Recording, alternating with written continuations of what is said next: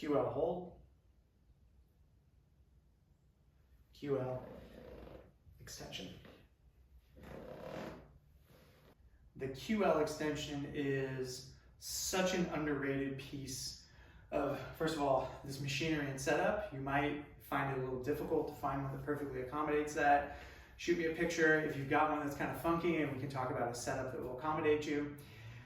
It's not a super common piece of equipment for most people to have in their home gyms, but I highly recommend you invest in one of these, because getting into a side hold, which is our QL hold, I'm basically preventing myself from falling over, and then getting into side bends plus returning back to neutral is, I cannot state this enough, so critical to lower back outcomes and midline stability outcomes that almost no one trains.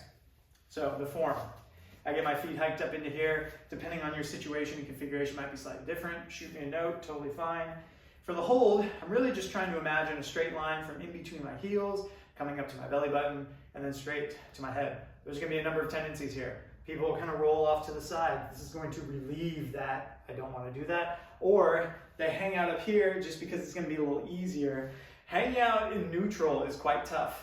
Hanging out here gets a little easier. People are trying to they get a little antsy. They want to find relief from that position. You're trying to maintain your board. When I get into my extensions, I like to think of this is my guide arm. So the goal is to get to the ground. If I don't get all the way there, that's totally fine, but it's something to kind of keep me engaged there. And this hand comes up and over the top. And the reason is I want to think primarily about how can I get length from here to here, as opposed to how can I clamp down on this side.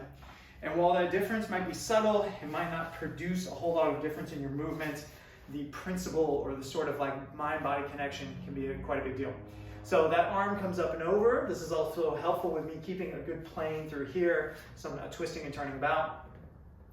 You'll notice you get a stretch, oh man, all through everything, and then you come back up to neutral.